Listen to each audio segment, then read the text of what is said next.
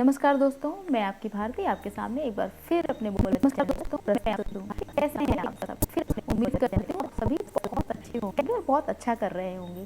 दोस्तों, सर्वप्रथम मैं कुछ शुरू करूं उससे पहले आप सभी को अंतर्राष्ट्रीय बिटिया दिवस की और नवरात्रि की बहुत बहुत बहुत शुभकामनाएं।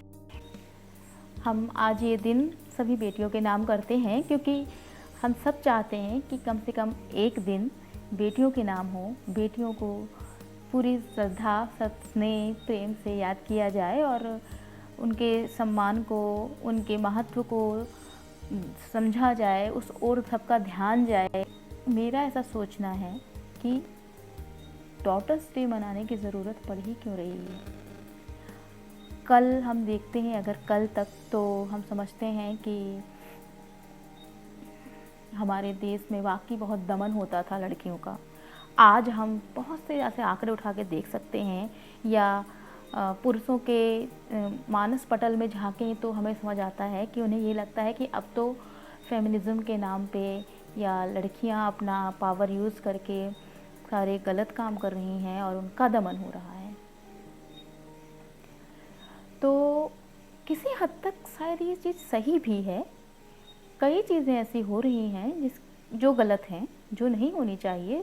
लोग फ़ायदा उठाते हैं अपने राइट्स का, लेकिन इसका मतलब ये नहीं है कि वो राइट्स ख़त्म कर दिए जाएं। इसका मतलब ये नहीं है कि उन राइट्स की उपयोगिता अब ख़त्म हो गई है। आज लड़कियों को शिक्षा का अधिकार मिल चुका है, उन्हें बाहर जाने का अधिकार है, उन्हें अच्छे स्वास्थ्य, अच्छा खाने में सारी चीज़ें उन्हें आज घरों में मैं देखती हूँ।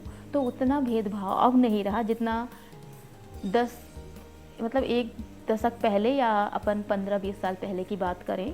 क्योंकि मैंने जो पढ़ा है और जो दादी लोगों से और उनकी हम उम्र लोगों से सुना है, समाज का जो आईना मैंने देखा है, उसमें मैं ये कह सकती हूँ कि आज से 10 से 15 साल, ज़्यादा पहले नहीं, पहले ही बस 10-15 साल पहले ही लड़का और लड़की बहुत अलग उनकी परवरिश होती थी, बहुत अलग उनका खान पान होता था, बहुत अलग उनका पालन पोषण होता था, बहुत अलग उनको लेके लोगों की मानसिकता होती थी।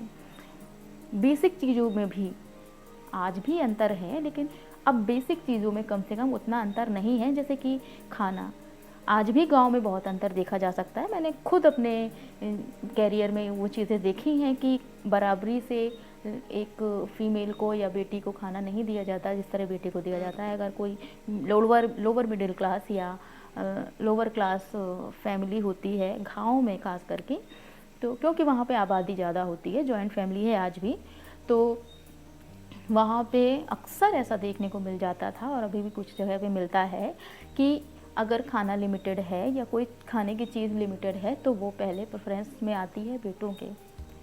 अगर एक लिमिटेड धनराशि है घर में और अगर 2 लोगों को स्वास्थ्य सेवाओं की ज़रूरत है, तो हमको भले दिखे कि दोनों को स्वास्थ्य सेवाओं की ज़रूरत है, पर उस फैमिली का ध्यान नहीं जाएगा कि बेटे को भी स्वास्थ्य सेवाओं की ज़रूरत है। वो सिर्फ़ और सिर्फ बेटे की स्वास्थ्य सेवाओं पे ध्यान देते हैं, और बहुओं की तो खैर हालत ही छोड़िए।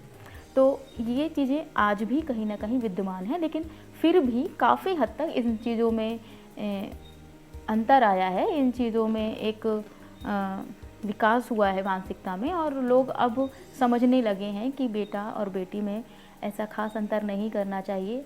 और वो जो लोग समझने लगे हैं, मैं उनकी ही बातें कर रही हूँ, और हर वक्त ये सुनती रहती हूँ कि बहुत ज़्यादा फेमिनिज़्म का झंडा ऊपर करके लोग बातें करते हैं या बेटी बेटी बेटी बेटी बातें करते हैं। मैं एक बहुत ही आम सी वाक्य बताऊं लोगों के मुंह से, जो मैंने हज़ारों नहीं जाने लाखों कितनी बार सुनी हुई है।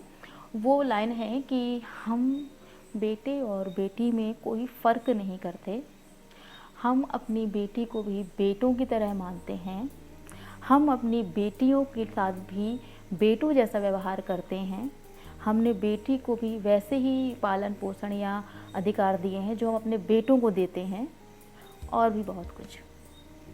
तो मैं कहना चाहूँगी कि आप अपनी बेटियों को बेटा क्यों मानते हैं? आप बोलते हैं कि आप कोई भेदभाव नहीं कर रहे हैं, आपके मन में कोई भेदभाव नहीं है, तो फिर बेटियों को बेटे की तरह मानने की ज़रूरत क्यों पड़ रही है? क्यों आप बेटी को बेटी मानकर ही उतनी इम्पोर्टेंस नहीं दे सकते जितना आप बेटे को बेटा मान कर देते हैं?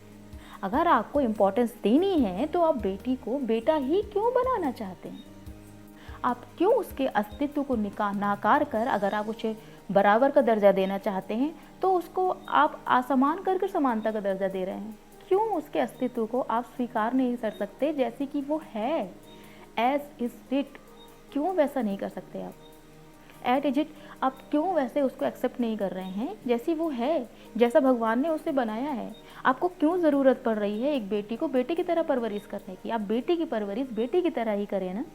अब उसकी, क्योंकि हर इंसान की अपनी स्पेशल ज़रूरतें होती हैं, हर जाति की, हर एक जीव की अपनी अलग रिक्वायरमेंट होती हैं, उसकी अपनी विशेषताएं होती हैं। उसी तरह बेटी की अपनी विशेषताएं, अपनी ज़रूरत है, बेटे की अपनी विशेषताएं और अपनी ज़रूरतें होती हैं। आप क्यों दोनों को मिलाकर और फिर कंपेयर करते हैं और कहते हैं कि मेरे लिए बेटा बेटी बराबर है? ऐसा नहीं होना चाहिए। अगर आप सच में एक खुली मानसिकता के, खुली विचारधारा के इंसान हैं और आप ये चीज़ एक्सेप्ट करना चाहते हैं, इन चीज़ों को समझना चाहते हैं, तो आपको ये चीज़ समझना पड़ेगा कि बेटा और बेटी बराबर नहीं है। बेटा अपनी जगह पे है, बेटी अपनी जगह पे है। यहाँ पे समानता की बात की जाती है, समान अधिकार देने की, ना कि बेटे की तरह ही बेटी को समझने की ज़रूरत है। बात की जा रही है समानता की, तो इस बात पे की जा रही है कि आप अगर अपने बेटे को उतनी छूट दे रहे हैं पढ़ाई लिखाई के लिए, अगर बाहर भेज रहे हैं, तो अपनी बेटी को भी उतनी ही छूट दें, उस पर भी उतना ही विश्वास करें जितना अपने बेटी पर विश्वास करते हैं आप। अगर आप बेटे को ये कह सकते हैं कि हाँ मुझे तुम पर विश्वास है, तो अपने बेटे को भी कहिए कि हाँ तुम पर विश्वास है मुझे। अगर आप अपने बेटे को कहते हैं और उतना विश्वास रखते हैं कि हाँ तुम कर सकते हो, तो अपनी बेटी से भी कहिए कि तुम भी कर सकती हो। और अगर आप चाहते हैं कि आपकी बेटियां सुरक्षित रहें, तो बेटियों को डिफेंस की शिक्षा ज़रूर दें, उन्हें अपनी आत्मरक्षा करने के गुर ज़रूर सिखाएं। इसके अलावा अगर मैं बात करूं कि सुरक्षा की बात की जाए बेटी की, तो बेटी की सुरक्षा दो तरह से हो सकती है। पहले तो हमें ये समझना होगा कि बेटी को असुरक्षा किन चीज़ों से है? आपके बेटों से है। तो क्यों ना हम जब बेटियों को संस्कार दे रहे होते हैं तो बेटों को भी संस्कार दें।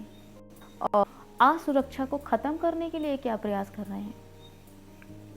जब हम एक अच्छा नियम बना रहे होते हैं परिवार या समाज में कि हमें इतने देर तक बाहर रहना है, इतनी देर तक घर में रहना है, इस समय हमें घर के काम करने हैं, इस समय बाहर के काम करने हैं, तो ये नियम, ये कानून हमें परिवार में सबके लिए होने चाहिए। हम इतनी स्वतंत्रता बेटों को भी क्यों दे रहे हैं कि वो रात के 12-12 बजे तक बेवजह से बाहर हों? लड़के हैं, घूमते हैं। यहाँ शेर तो नहीं आ रहा कोई, ना ही कोई भालू आ रहा है जो बेटियों को उठा ले जाएगा, खा लेगा, नहीं ना। और अगर वो शेर भालू हैं तो वो बेटे ही तो हैं। तो संस्कार अच्छे समाज के लिए दोनों को देने की ज़रूरत है। अपने बेटों को सिखाएं वो सारी चीज़ें जो आप जानते हैं, लेकिन आप वो जानते हैं कि सिर्फ ये बेटियों के लिए होती हैं। नहीं, ये बेटों के लिए भी हैं। तो आप अच्छी आदतें अपने बेटों को भी सिखाएं, और उनको सिखाने से पहले आप अपनी विचारधारा बदलें कि ये ज़रूरतें सिर्फ बेटियों की नहीं, बेटों के लिए भी हैं। अगर शाम के 6 बजे तक आपकी बेटी घर नहीं आ रही है और आपको डर लग रहा है, तो आप बेटी के बारे में सोचने से पहले ये भी सोचें कि आपका बेटा 6 बजे के बाद कहाँ है और क्या कर रहा है। क्योंकि अगर दूसरे का बेटा आपकी बेटी के लिए एक थ्रेट है, एक असुरक्षा है, एक रिस्क है, तो आपका बेटा भी किसी बेटी के लिए असुरक्षा, थ्रेट या डर हो सकता है। और ये किसी और का काम नहीं है, ये आपका ही काम है। ये जो समाज में आपकी बेटियों के लिए असुरक्षा वाली चीज़ें हैं, असुरक्षा वाला वातावरण बना है, वो आपने पैदा करके दिया है समाज को, आपके घर से निकला है। तो समाज को या किसी और के बेटों को पूछने से पहले बेहतर है कि हम खुद अपने घर के बेटों को सुधारें, हम घर के संस्कारों को रिस्ट्रक्चर करें, ज़रूरतों को समझें कि समाज में अच्छे समाज के लिए, अच्छे परिवार के लिए, अच्छे घर के लिए और अच्छे जीवन के लिए क्या संरचना करनी ज़रूरी है, कहाँ गलती हो रही है, कहाँ चूक हो रही है। हमने कई नियम बनाए हैं बेटियों की सुरक्षा के लिए। बसेस तैयार कर दी स्पेशल स्पेशल अलग से सीटें दे दी, उनके लिए स्पेशल सुरक्षा के लिए हॉस्टल कॉलेजेस बना दिए।